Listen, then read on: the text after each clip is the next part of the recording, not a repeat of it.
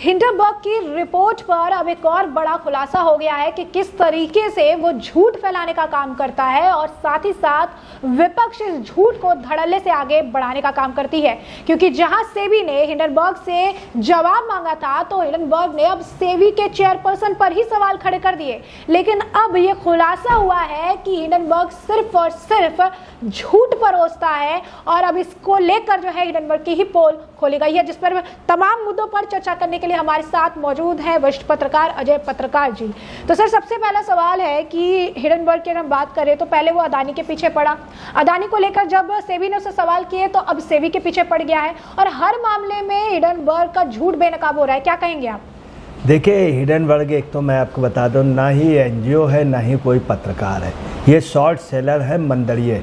मंदड़ियों की कोई इज्जत नहीं होती है। कई बार आईएमएफ इंटरनेशनल मॉनेटरी फंड कह चुका है कि इन मंदड़ियों को आउट कीजिए। दूसरी बात, वर्ल्ड में आपको बतला रहे हैं, वर्ल्ड की इकोनॉमी जो चलती आस में चलती है, आसरे के सहारे कि हमारी प्रोग्रेस होगी, इस हिसाब से सारी इंडस्ट्रियाँ, सारे इन्वेस्टमेंट, सारे बैंक चलते हैं कि इस बार हमारा 4 लाख का फ़ायदा है, अगली बार 5 लाख का होगा, क्योंकि पिछली बार 3 लाख का था। परंतु मंदड़िए क्या करते हैं, इनकी अपनी एक मोनोपोली होती है, ये हर देश की इकोनॉमी बिगाड़ देते हैं, हर देश में युद्ध करा देते हैं और इनकी राजनीतिक को होती है। हिंडनबर्ग का योजनाबद्ध तरीके से भारत की इकोनॉमी को डैमेज करने का इरादा।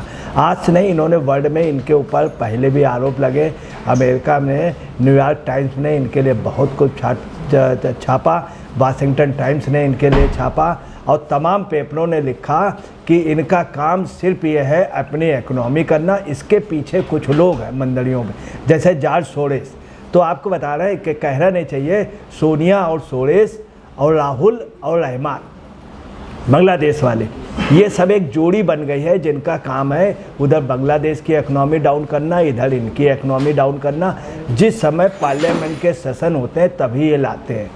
दूसरा, ना ये मीडिया है ना ही वो है। अब मंदड़िए की बात कैसे इंडिया में मानी जा रही है, ये एक दुख की बात है। सर, एक चीज बताइए, जिस तरीके से सेबी के ऊपर इन्होंने चेयरपर्सन पर आरोप लगाया, आरोप लगाने के बाद अब देखिए किस तरीके से बड़ा खुलासा हुआ है। इन्होंने कहा कि अदानी की कंपनी में इनके इन्वेस्टमेंट्स है, बाहर की कंपनियों में इनके इन्वेस्टमेंट्स है, इसीलिए सेबी अदानी को बैक करती रहती है। लेकिन अभी जो खुलासा हुआ है जिसमें साफ तौर पर यह बात निकलकर सामने आई है कि जिस कंपनी का जिक्र कर रही है, जिस अकाउंट का जिक्र कर रही है, 2013 से 19 के बीच में था और उस वक्त अदानी का उसमें 0% इन्वेस्टमेंट था। यानी यहाँ पर भी एक बहुत बड़ा झूठ जो है हिंडनबर्ग का बेनकाब हो रहा है। क्या कहेंगे आप? देखिए, आपको बता रहे हैं हिंडनबर्ग टोटली झूठ बोल रहे हैं।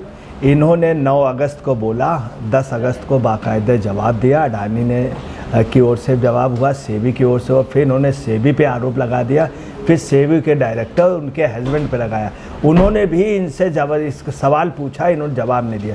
दूसरी बात आपको बता रहे हैं, सबसे मेन बात है 2013 से 2019 के बीच में 0% इन्वेस्टमेंट हुआ, जब ये दिखा रहे हैं। दूसरा ही क्या दिखा रहा है कि बरमूडा पे और मॉरिशस पे इन्वेस्ट किया, वहाँ से भी इस बात की खंडन हो गया कि इस तरह का कोई इन्वेस्टमेंट नहीं हुआ। ये 0% का ये अडानी के उसके बीच में इन्वेस्टमेंट हुआ 2013 से 19 में। इसके बाद जो है वो 48 मिलियन के लगभग जब व्यापार हुआ है, उसमें भी जो परसेंटेज है वो बहुत कम उसका वो निकलता है। तो कुल मिलाकर के ये तीसरी आपको बता दें इसके। अच्छा, जैसा कि आपने कहा कि 48 मिलियन का जो है उसमें 1.5% का निकला है, तो ऐसे में एक 90% जो फाइनेंशियल रेगुलेशन है उस कंपनी के हाथ में है। कंपनी ने खुद कहा है कि डिसीजन मेकिंग पावर जो है उनके पास थी नहीं। तो सेबी जो आरोप सेबी पर जो लगाए जा रहे हैं तो पूरी तरीके से निराधार है कि सेबी के पास इन्वेस्टमेंट थी। 10% भी अगर होता तो यहाँ पर तो आपके 1.5% ही सिर्फ होल्ड है उनके पास। अब देखिए कि 1.5% का जब शेयर है और 90% से अब उनके पास है, तो कैसे ये डिसीजन ले लेंगे और इनका डिसीजन क्यों माना जाएगा, जबकि ये कंपनियां जो थी कंपनी 1956 के तहत ये सब रजिस्टर्ड है। और कैसे इनका माना जाएगा, बाकायदे उसकी एजीएम होती है, जनरल मीटिंग होती है। तो ये एक बात इनका यहीं से हो गया। दूसरा 13 से 19 के बीच में 0% रहा, ये भी चीज़ क्लियर हो गई। इनको सेबी के जब इन्होंने आरोप लगाया तो सेबी के डायरेक्टर, उनके हस्बैंड, दोनों ने उस पर बयान दिए, बताया भी कि इस तरह का कोई भी वो नहीं है। और उन्होंने जब इनसे क्वेश्चन पूछा हिंडनबर्ग के, तो इन्होंने कोई जवाब नहीं दिए।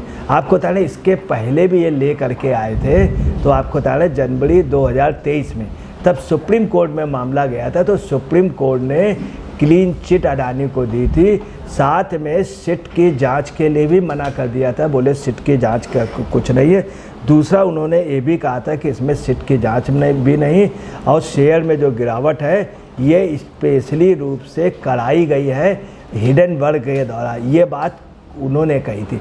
Supreme Court already clean chit दे चुका, तब भी कल। अब आपको बता रहे सर, एक सवाल और जो है वो ये है कि जैसा कि आप कह रहे हैं क्लीन चिट मिल चुका है, अभी फिर एक झूठ जो है इनका सामने आया है। आप टीएमसी और कांग्रेस का अगर आप बयान देखेंगे, अभी जस्ट हिडेनबर्ग ने ये बात कही, सेबी पे आरोप लगाया, टीएमसी और कांग्रेस और विपक्ष ने इसे आगे बढ़ाने का काम किया है कि इस मामले पर सीबीआई जांच बिठाओ, ये जांच बिठाओ, ये चेयरपर्सन इनके पैसे ले रहे, इस वजह से सेबी जो है इनके बारे में कुछ नहीं कहती है, सारे मामले अनसुने कर देती है। और जबकि विपक्ष की एक आदतन बन चुकी है कि हमेशा जब इस तरीके का कोई विदेशी रिपोर्ट आता है तो उसे धड़ल्ले से आगे बढ़ाते हैं। झूठ सामने आ जाने के बाद भी इसे आगे बढ़ाने के पीछे का क्या कारण हो सकता है? क्यों विपक्ष इस तरीके से एक विदेशी रिपोर्ट को तवज्जो दे रही है और इस तरीके से अगर आप कहेंगे कि इकोनॉमिकल क्राइसिस वाली सिचुएशन ले आने के लिए तैयार है? देखिए, ये लोग एक्चुअल में भारत की इकोनॉमी के साथ भारत को डाउन करना चाहते हैं। पूरा ग्रुप है जॉर्ज सोरोस वगैरह का, और ये जानबूझ करके इस तरह की बात कर रहे हैं कि भारत के। अब सवाल इस बात का, सीबीआई जांच जब सुप्रीम कोर्ट पे बात रखी गई थी, सुप्रीम कोर्ट में सिट की जांच की बात कही गई थी जनवरी 2023 में, सुप्रीम कोर्ट आदेश कर चुका। एसआईटी की जो जांच है सुप्रीम कोर्ट मना कर चुका है कि इसका कोई औचित्य नहीं है, ये बिल्कुल गलत है। आप लोग इस तरह से आधारहीन बात कर रहे हैं, उन्होंने कहा आधारहीन बात कर रहे हैं। और उन्होंने ये भी कहा था कि मैंने सुन लिया, नहीं तो मैं इसको पहले ही खारिज करना चाह रहा था। ये बात सुप्रीम कोर्ट ने कही, और सुप्रीम कोर्ट ने ये भी कहा था कि तथ्यों पे आधार है क्या, इस पर बहुत बड़ा खेल है, और ये सिर्फ भारत में जिस समय सेशन होता है उसी समय लाया जाता है, ताकि भारत के इधर ये जानबूझ के लाया गया है कि उधर बांग्लादेश में वो चल रही है इस समय उथल पुथल, ये इंडिया में करा ले। इंडिया में ऐसी कोई संभावना नहीं। दूसरी आपको बता रहे हैं कि इस समय इंडिया की इकोनॉमी ठीक चल रही है, और हम 5वीं अर्थव्यवस्था से आगे बढ़ गए हैं, 5वीं से आगे बढ़ गए, लगभग कंप्लीट आ गए हम लोग। और आपको बता रहे हैं कि जो हमारी अर्थव्यवस्था है वो $5 बिलियन से अबव जा रही है। ये सिर्फ मंदड़िए डाउन करके हमारे उससे, चूँकि वर्ल्ड में इस समय आर्थिक मंदी चल रही, उसका इफेक्ट भारत में नहीं पड़ा है।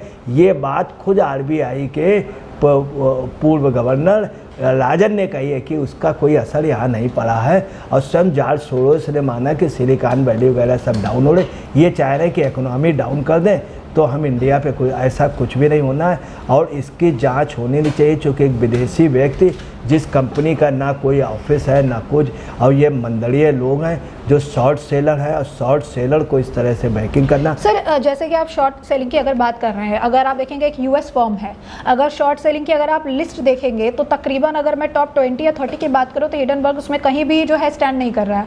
अब ऐसे में जहाँ पर बाहर की जो मीडिया है वो इसे इतना तवज्जो नहीं दे रही, लेकिन यहाँ पर कांग्रेस और विपक्ष जो है इसे इस तरीके से दिखा रहे हैं जैसे यूएस की टॉप 10 जो है शॉर्ट सेलिंग कंपनीज में से एक का रिपोर्ट आया जिसमें अदानी को एक्सपोज किया जा रहा है। तो इस पर क्या कहेंगे आप, जिसका कोई अस्तित्व यूएस के फॉर्म में ही नहीं है, जहां पर इसे टॉप 10 या 20 में लिस्ट में ही नहीं है, उसे इस तरीके से विपक्ष आगे बढ़ाकर इंडिया में एक बहुत बड़ा मुद्दा बनाया जा रहा है, क्यों? देखिए, हिडेनबर्ग का मैं आपको बताएं, हिडेनबर्ग का जो है सिर्फ हर एक कंट्री को डिस्टर्ब करना, अपनी ये लोग दूसरे लोगों के इशारे पे हर कंट्री की इकोनॉमी को डिस्टर्ब करना, फिर अपनी मोनोपोली लाना। इन्होंने क्या किया है कि ये शॉर्ट सेलर हैं, और शॉर्ट सेलर करके भारत को इन्होंने पता नहीं कैसे एक खिलौना बनाने की कोशिश की।